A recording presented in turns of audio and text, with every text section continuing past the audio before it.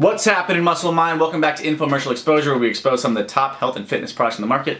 Infomercial Exposure, what the hell's that? We've never heard this before, Joey.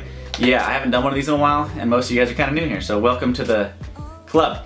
Basically what we do is we talk about products and infomercials that need exposed, and expose, it's a pretty neutral term, right? Expose just means find out more information about, but today we're actually doing an industry, so we're talking about the supplement industry as a whole.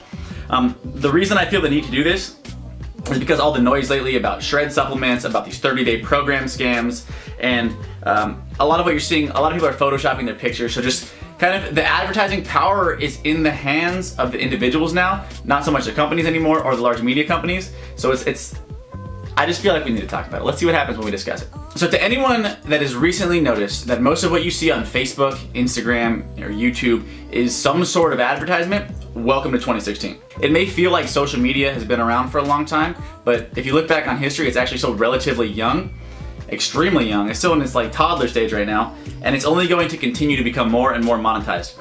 So I'm not just talking about YouTube advertisements and putting ads in the content, I'm actually talking about the content being indistinguishable from the advertisements. Large companies are beginning to invest large portions of their marketing budget into social media. And how do I know that, right? Who the hell am I? I actually work for a company that does just that, and I work in the department that does just that. So basically what influencer marketing is, that's what they call it, influencer marketing. It's a very fancy term for giving free stuff to celebrities and influencers, so like YouTube people, famous athletes, giving them free stuff just so they share it on their different social medias. It's a form of advertising. Now what this does though is it gives the company less control. Because let's say the company wanted to put a commercial on TV or they wanted to put an ad in a magazine, they have control over everything that they write, all the pictures they take, this and that. But in this form, in influencer marketing, all we're doing is giving stuff to people. If someone is contractually obligated to share something about your product, whether it's just a picture with your product, the company doesn't have control of what is said about it, of any of the editing that goes on, so the companies really aren't at fault here. I actually commend companies that do this because they're ahead of the trend. They recognize that traditional marketing on traditional media, so television, magazines, is much less valuable than social media, because on television and magazines, we're conditioned to block out ads or kind of just skim through them. The best way to get someone to buy your product is through third-party recommendation and influencer marketing, and that is hands down true. So like I said, the problem with this is that there's a face attached to this media. There's a person that you follow, whether it's for motivation, inspiration, or like knowledge, and when you find out he or she is a scumbag, you get offended. This creates some type of ethical issues in the supplement industry because people don't always even use the supplements they recommend, nor do they look the way they portray themselves. So it's kind of one big facade. But this isn't unique to the supplement industry at all.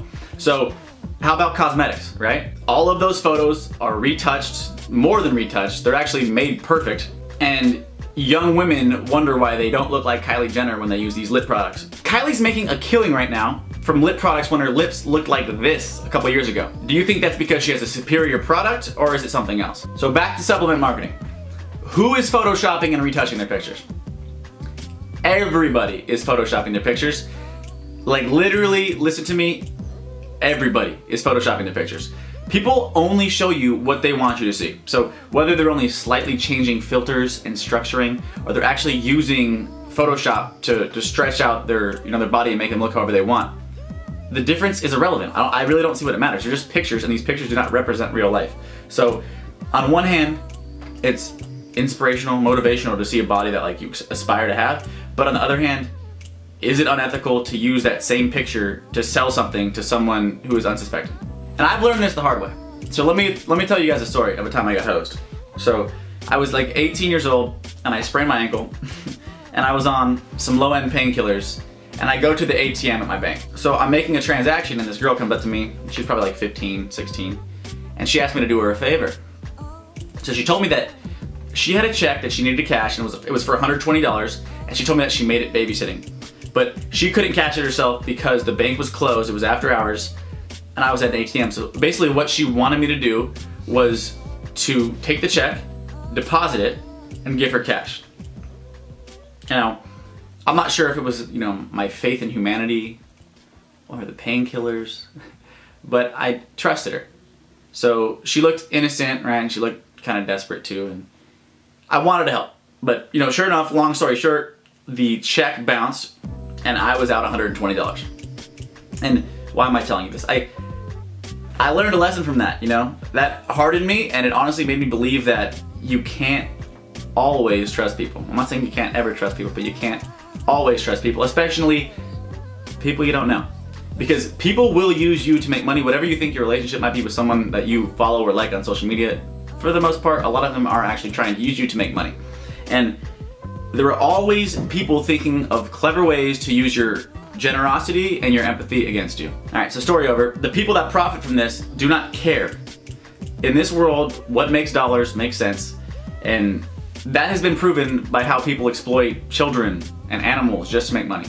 The truth about supplements is that they are all basically the same, right? The brand to brand difference really is very minimal, which makes the marketing in this way an absolute necessity, because it's kind of a similar industry to clothing or cosmetics, really, because there's nothing proprietary or unique about the products. So the marketing is the key indicator of success. Like I said with Kylie Jenner, look at how successful her lip gloss, whatever it is, business is. It's because she's known for having awesome lips, according to some people, and she's famous as hell on Instagram. In a different time, a quality product would outsell an inferior product just because of the quality. Nowadays, a lesser product is able to outsell a superior product because of good marketing, and that is just truth. That is the world. That is how good marketing research is nowadays. What you do matters more than what the product is. Look at shake weight. How many people bought a freaking shake weight? Right? Buy a dumbbell. So what do I think of Shredz products? Right? I think, like I said, all supplements are the same earlier. You don't need them, nor do they help you in any way. Besides very few well-researched sports supplements like creatine, or if you're taking a protein powder, as a food supplement, these products are not going to do anything for you except for leave a big hole in your pocket where your money used to be, And yeah, if you want to take creatine, there's very cheap and quality sources of creatine monohydrate that are not this random blend with artificial colors and ingredients. Just take a plain, unflavored creatine monohydrate, mix it in whatever you're taking, and it's cheaper. And creatine monohydrate is the most studied, most proven version of creatine. So if you're going to be taking creatine, it really should be in that form anyway. So no, I would never personally buy a Shredz product. They sell some products that are marketed at your ego, like test boosters and fat burners, which have really never been proven to work. And they don't have to have any statistical data saying that they do work. But the thing that I dislike about this company the most is how they make a connection between their products and kind of like the physiques of their athletes that represent their products. So I'll post some links on their site. You look through their site and it says, this is what Lazar Angelov does to maintain his abs. And then, you know what, that's so much bullshit. There's little to no truth at all on this site, in my opinion, because everything that they incorporate is just an effort to get more money out of you. It really is very shallow. But will these companies survive, right? This supplement industry, where this is this going to be a thing for a long time? Absolutely. Yes, it will be. And nothing is going to change. That's why all you can do is educate yourself personally and hope that other people educate other people and they do not get scammed by this. But in reality, how many millions of people follow these people, right? So someone is going to get scammed. But just like me at the ATM, there are tons of people that don't know any better. And there's more and more people being born every minute that are unsuspecting. So more and more companies will use the most up-to-date marketing because somewhere out there it's someone's job to do research on how to get more money out of you. Thank you guys for watching. I hope you enjoyed. If you made it this far, leave a like and a subscribe. And I'll see you guys next time. Muscle and mind. Let it go.